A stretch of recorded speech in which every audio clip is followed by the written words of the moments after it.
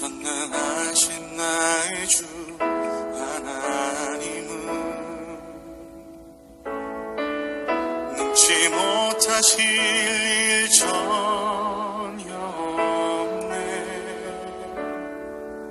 우리의 모든 간구도 우리의 모든 생각도 우리의 모든 꿈과 모든 소망도 신실하신 나의 주 하나님은 우리의 모든 괴로움 바꿀 수 있네. 불가능한 일 행하시고 죽은 자를 일으키시니 그를 이길 자 아무도 없네.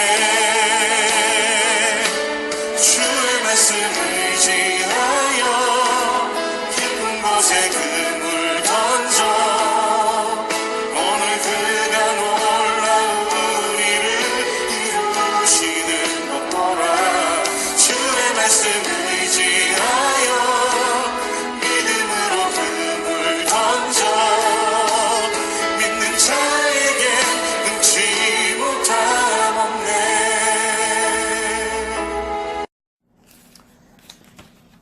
오늘 신호등 가정, 첫사랑의 그림자가 주인 노릇을 하는 곳. 당신의 첫사랑은 몇 살 때 경험했나요? 당신의 첫사랑은 누구였나요? 기억을 더듬어 올라가 보자. 당신의 첫사랑은 부모님입니다. 여자에게는 아빠가 첫사랑이며 남자라면 엄마가 첫사랑이었을 것입니다. 이 첫사랑은 두 가지 감정이 있을 수 있다. 하나는 첫사랑을 이상화하는 것이고 다른 하나는 첫사랑을 평가절하하는 것이다. 이 두 가지를 각각 살펴보기로 하자. 이성화된 첫사랑의 그림자. 이성화란 무엇인가? 이성화란 내가 원하는 가장 선하고 경이롭고 완벽함을 의미한다. 만약에 당신의 첫사랑이 이상화했다면 나의 첫사랑, 엄마 또는 아빠의 나에게 너무 잘해줬다는 것을 의미한다. 내 첫사랑에는 내가 원하는 것이 무엇이든 다 해주었다. 어렸을 때부터 내가 힘들다고 하면 업어주고 내가 아프다고 하면 병원을 데려다주고 학교에 갈 때 매일매일 태워오고 사고 싶은 거 갖고 싶은 거 알아서 다 나를 만족하게 해주었다. 그래서 첫사랑을 선호하고 경이롭게 생각한다. 첫사랑이 이성화란 사랑과 결혼하게 된다면 자연스럽게 배우자에게 첫사랑이 내가 해준 것처럼 사랑하고 보살펴 주기를 원한다.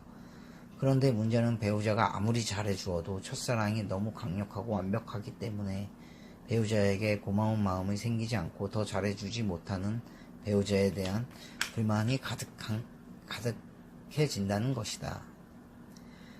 남편에게 아빠를 기대하는 여인. 40대 여성이 상담실을 방문하였다.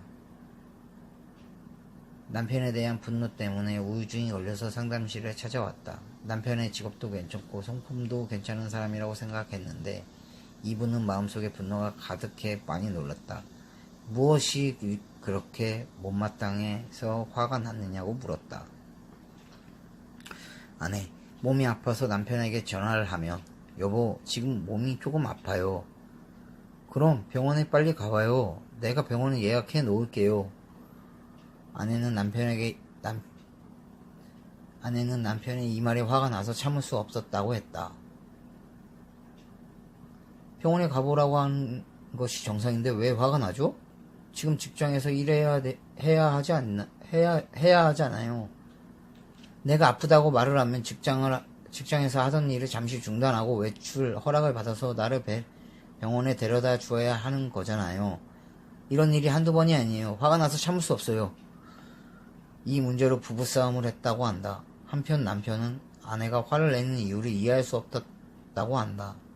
난 이 아내에게 아버지가 어떤 분인지를 물어보았다. 이분의 아버지는 아내와 딸을 위해서는 모든 일을 다 하시는 분이었다. 하나부터 열까지 다 알아서 해주시는 분이었다. 아프다고 하면 만사를 제껴두고 병원에 데려다 주시는 분이었다. 이 아내에게는 아버지가 첫사랑이며 그림자애가 주인 노릇을 하고 있었다. 아버지에 대한 이성아의 그림자가 부부관계에서 문제를 일으키고 있었던 것이다. 첫사랑인 아버지 방식대로 남편도 당연히 내게 그렇게 해야 한다고 생각하고 있었던 것이다. 나는 이렇게 견면해 주었다. 남편은 아버지가 아니지 않습니까? 아버지라는 첫사랑의 그림자를 지우고 이젠 남편을 남편으로 봐주셨으면 합니다. 요즘 딸 바보 아버지들이 많다.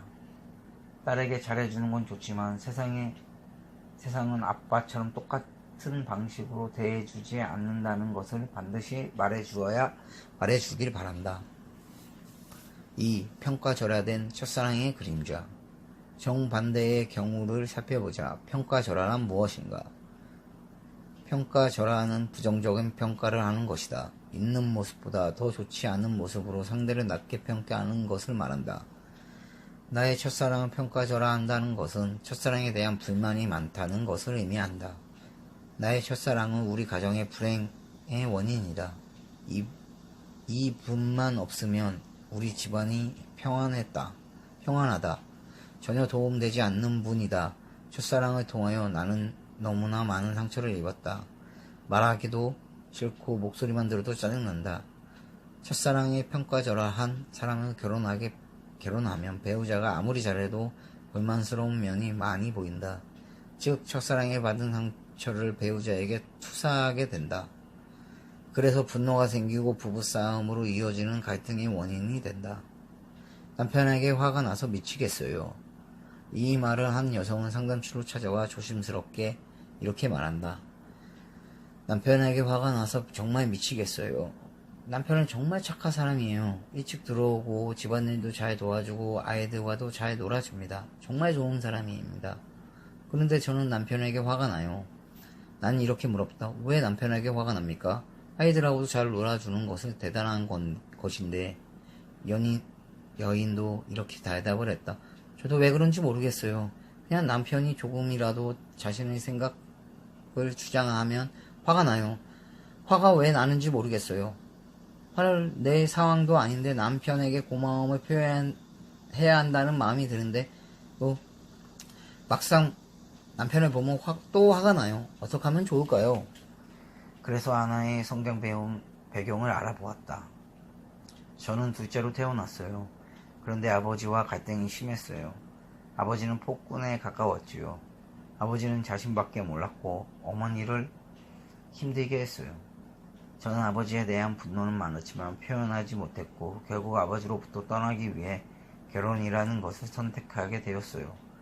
그리고 오빠가 있었는데 오빠도 화를 잘 내고 폭력을 쓰기도 했어요. 막내 동생을 제가 돌봐야 했어요. 저는 남동생을 돌보는 것이 싫었어요.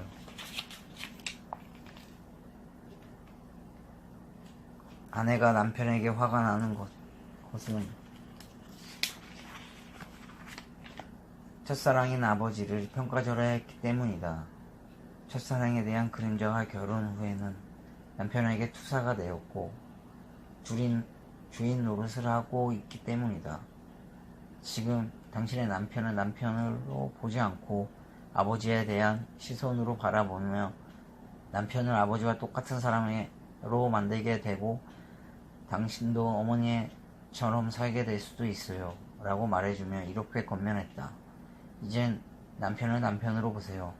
평가절하한 첫사랑을 벗어버리고 남편을 진심으로 사랑해주세요. 7.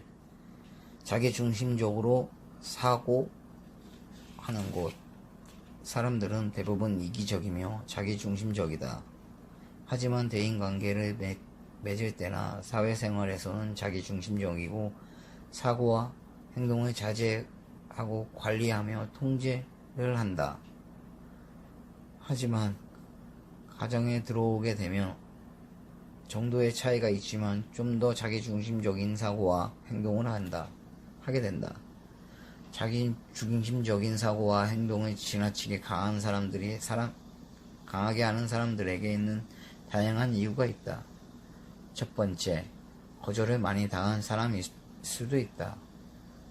이들은 거절을 당하는 것이 너무 힘들어서 자신의 거절을 당하기 전에 먼저 거절하기도 하고, 거절 당하기 전에 자기 주장에 더 강력하게 표현하기도 한다. 때로는 성취지향적인 사람이 되거나 완벽적인 삶을 통하여 자신을 방어한다.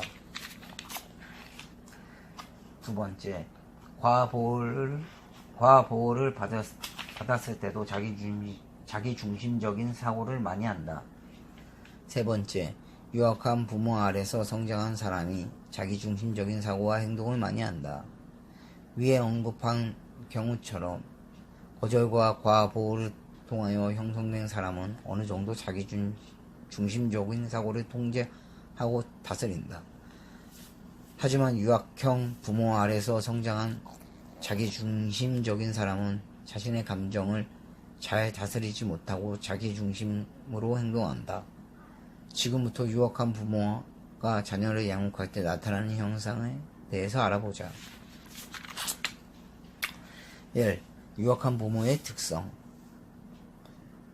첫 번째, 유학한 부모는 자녀에게 싫은 소리를 못하냐 오냐 하며 받아준다. 유학형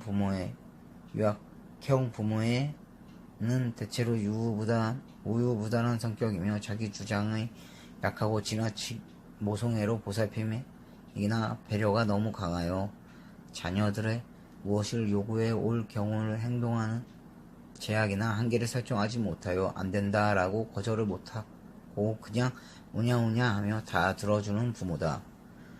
성격적인 측면도 있겠지만 환경적인 요인도 있다. 사회생활에는 판단과 단호함을 지닌 사람도 가정에서는 특정한 아이에게 유약해지는 경우도 있다. 두 번째, 오래 참다가 한 번씩 강하게 폭력을 포함한 징벌을 가하는 특성을 가지고 있다. 자주 징벌을 가하지 않는다. 참고 인내하다가 징벌을 가한다. 아이에게 넘치는 사랑을 듬뿍 주면서 가끔 심하게 징벌을 가하는 특성이 있다. 그 징벌은 어머니가 줄 수도 있고 아버지가 줄 수도 있다. 자주 징벌을 받으면 성장한 사람은 분노를 일어날 때 두 손을 주먹을 주며 부들부들 떨면서 분노를 참는다.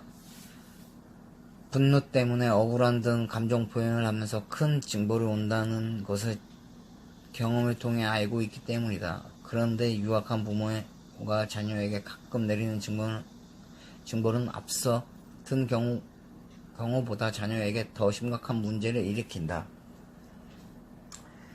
세 번째, 특성은 죄책감을 느낀다. 무조건적인 사랑해 주면서 간혹 징벌을 심하게 가한다. 횟수는 작지만 아주 강도는 세고 아주 세다. 그리고 부모는 징벌을 가한 후 죄책감이 생겨 아이들이 원하는 것을 스스로 다 해주는 경향이 있다. 2. 부모는 왜 자녀에게 약해질까? 부모님들은 왜 자녀에게 변덕을 그대로 받아들여주면서 안된다고 말을 잘하지 못하는가?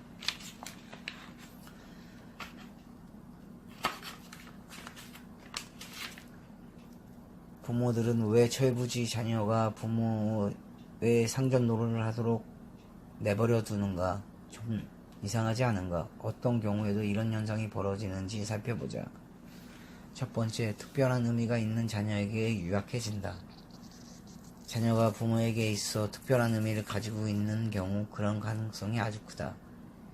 예를 들어 결혼한 지 10년 만에 낳은 아이라든지 첫째 아이를 낳고 그렇게 기다렸던 임신이 되지 않다가 몇 년 후에 낳은 아이라든지 때로는 40일 특별 새벽 기도나 금식 기도를 해서 낳은 아이, 위에 아이가 죽은 다음에 태어난 아이, 또는 늑둥이자 독자, 막내, 장남 등 다양하게 나타날 수 있다.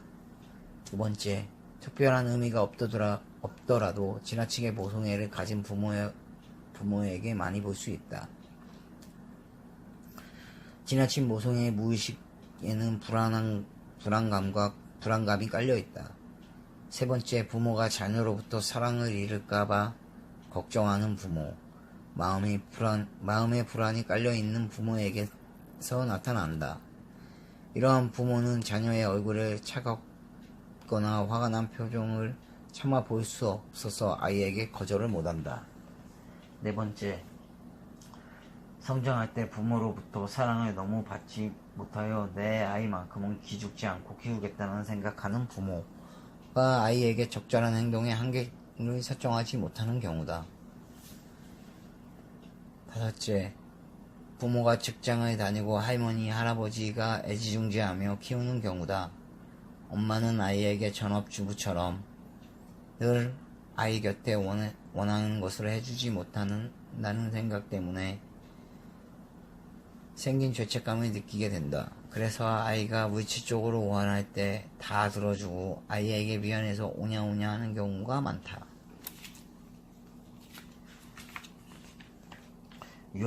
3. 유학형 부모와 자녀의 상관관계.